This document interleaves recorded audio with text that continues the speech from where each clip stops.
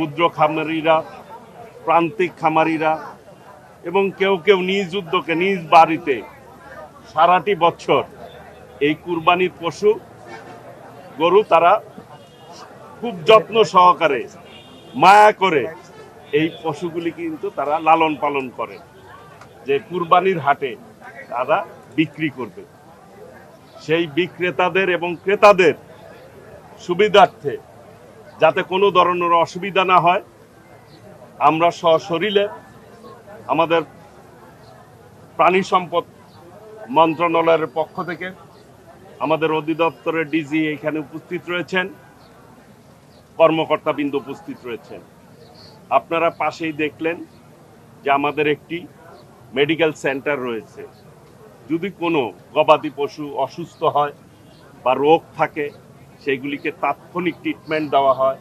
ইতিমধ্যে আমি তাদেরকে জিজ্ঞেস করছি, এ পর্যন্ত আজকে প্রথম হাট যেহেতু শুরু, 4টি গবাদি পশুকে তারা ট্রিটমেন্ট দিয়েছে, কারো জ্বর হয়েছে এবং থার্মোমিটারও আছে, তারা সেই অনুযায়ী জ্বর পরিমাপ করছে, সেই অনুযায়ী মেডিসিনের ব্যবস্থা করেছে।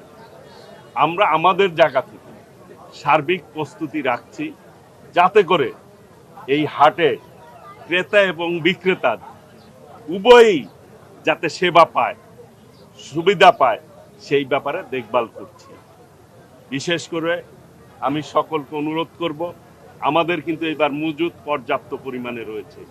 ইতিমধ্যেই আমরা মন্ত্রণালয় থেকে আপনাদেরকে ব্রিফ করেছিলাম, 1,23,00,000 গবাদি পশু আমাদের রয়েছে কুরবানির জন্য। আমাদের চাহিদা রয়েছে প্রায় 1,01,00,000। তাহলে প্রায় 22 লাখ গবাদি পশু, কুরবানির পশু আমাদের সারপ্লাস থাকবে। কাজেই অন্য কোনো জায়গা থেকে বা অন্য কোনো পার্শ্ববর্তী দেশ থেকে গরু আনার কোনো প্রয়োজন আমাদের নেই, কারণ আমাদের খামারিরা যাতে কোনোভাবেই ক্ষতিগ্রস্ত না হয় সেই ব্যাপারে সকলের খেয়াল করা উচিত। কুরবানি দেই আল্লাহকে রাজি খুশি করার জন্য আমরা, এটি যাতে করে সহিভাবে, যেরকম হাটের যদি হাসিল ঠিকভাবে না দেওয়া হয়, তাহলেও কিন্তু আমি কিন্তু আলেম নই, বিশেষজ্ঞ নই এই ব্যাপারে, মুফতি না আমি, তারপরও যতটুকু বুঝি সোজা দাগে যে সহি অর্থাৎ হালাল ভাবে আমরা এই কুরবানি দিয়ে থাকি।